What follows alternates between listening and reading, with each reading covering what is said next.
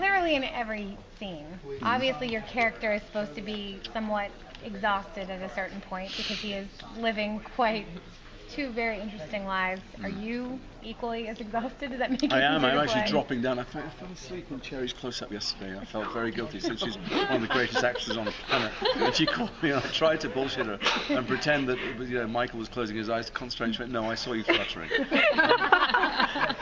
I'm physically exhausted, but that's fine. It's fun. That's if I go to work at 5 in the morning and I go home at 9 or 10 at night most days.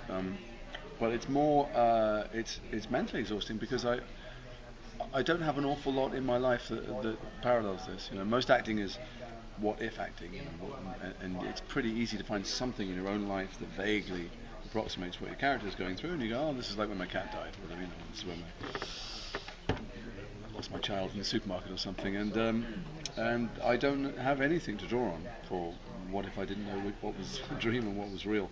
And so it's that much harder to place myself in his shoes, which is all acting is. What if I was this guy in this situation with these things happening? Well, I mean, Kyle and Howard said he honestly could be the only person in the world that has this specific brand of... It's true, except the only reason, I want to do the show, the only reason I hope that people find it and like it, is that it's completely universal. Although he has a unique situation, through that prism we can explore what it's like to be a father, what it's like to be a husband, what it's like to reboot a marriage if you didn't get it right the first time, and what it's like to explore your subconscious. We've all got a subconscious, we've all got dreams, we've all have fears and anxieties and hopes, and he, in one of his worlds, those are made manifest. He just doesn't know which one. So hopefully there's something very universal as well as unique about it. Audiences might want to, of course, know which is real and which isn't, and that I hope keeps they them do. going, right. Yeah, damn but right. Is that something that Britain wants? Well, want not to know initially. Yeah. I mean, one of the challenging and fun things about this, you can ask the writers how much fun they have. I think the answer would be none. But is that nothing is the same. No episode is the same, and things progress. So although these are completely weekly, closed-ended procedural stories, it's also true that his world changes all the time. So when you first find him in the pilot, he absolutely wants things to stay the same. These two worlds, he doesn't know which one's real, and he's fine with that because he's not stupid. He knows that one of them must be a dream, and he must have either lost his son or his wife, and he doesn't want to engage with that loss. But that will take its toll on him, and there will be consequences, and there's a price to pay for that kind of denial, and partly in his relationships with his wife and his son. So he'll change his attitude to it. Yeah, of course he will. I assume you as an actor would not want to know because the character doesn't know. Oh, you do? No, I know. I know where we think we will go with it, should we ever get there. But I know, and Kyle knows, and Howard knows, and nobody else. I don't think we told our wives. Well, okay. Certainly haven't told my wife. Why did you want to know? I'm part of the story. I'm a producer, and I'm part of the storytelling, and I think that actors are all storytellers, and really we're all part of the whole thing. Okay, because you just talk to actors sometimes, and they're like, I don't want to know things before my character knows. But in this case, well, I get you to do be have part of the knowledge. writing process as well, and I don't. Since it's all slightly chaotic, and not chaotic is the wrong word, but there's no formula for this. What we're writing is, there's a lot of veterans on this show who have worked on many other television shows, many of which essentially write themselves once you get the formula for it. And most television, including a lot of television that I like watching, is exactly the same week after week. And you just kind of change the colours of the suits or a slight change in the plot.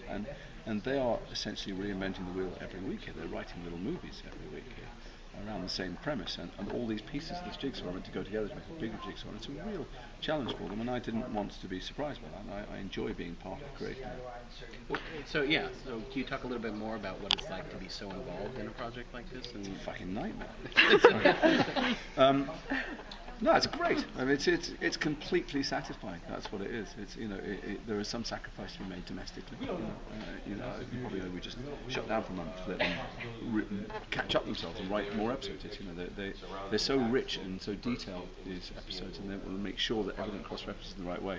They needed a bit more time, and that was great for me because suddenly I had a break I wasn't expecting, because it's like sticking your head up and realizing that it's daylight again after a month in the pit.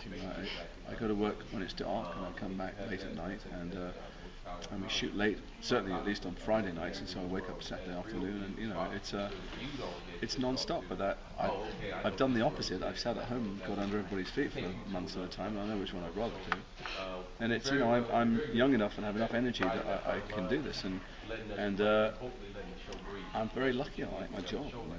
I'm sure if I was going down a tin mine somewhere, I'd want a break. But this is what I would do for free if I got paid to do something else. Well, given that you do know which reality is going to be real, at least as of what they're planning right now, do you find yourself ever playing scenes and thinking, okay, I've got to make sure this is actually grounded in reality because he feels this is real, or do you ever find like little... No, I'm playing Britain. I'm not playing Jason. Right. As Jason, I know all kinds of things. But as Britain, he doesn't know which is real, and that's the central dilemma, and that's the hook of it. It's not the only drama that keeps you watching week to week, because if it was, it would get boring. Right. There's many other things happening. There's human drama and there's procedural drama. But no, listen. As Britain is struggling often, and as Jason, I'm struggling to be Britain, struggling often. But nothing good ever comes easy. And certainly, when we finish the scene, it feels like there's all kinds of layers to enjoy in it. Now, the past couple development seasons, you've been sort of what the trades like to call one of the in-demand actors of each season. I got offered some jobs. It's a bit like tulip fever. There was a moment where I got offered a job, so somebody else went, "Oh my gosh, I guess if you get him in your show, it will get greenlit by the networks." So somebody else offered you a job, and then suddenly there's a rush on you, like stock in some company. But in the end, you can only do one job, and then people either watch it or not. So it felt very heady for about a week when these offers came in. But most of those things didn't ever end up on television, and the ones that did got cancelled. And so it wasn't that. I was just trying to pick something I thought was interesting, would last a long time. But were you consistently looking for something where you'd be able to have that sort of producer side? No, I wasn't looking for anything to do. I mean, actually, I've been in Harry Potter for so long that I wasn't available for network television. I didn't know that there'd be any interest in me. And it was started, I think, Mark Gordon, who's a prolific television producer, who's a good friend of mine, and he offered me something, and I suspect that he started, like pushing a very small pebble down a hill and gathering stones. So other people went, "Well, Mark offered him a job." And, I have him to thank for that, because all of a sudden there was a flurry of offers both years. But I did a pilot last year I thought was lovely, and then this year I wasn't looking to do one. I mean, I was looking to do this thing that I had sold myself, and I just got sideswiped by this script. It just felt, it didn't read like anything else I'd ever read, and I didn't think beyond actually that month of shooting with David Slade directing the pilot, and didn't even think about it being aired or picked up to series. I just, a slightly blinkered way, just looked at the thing right in front of me like a child and went, "I'll have that please," and grabbed it.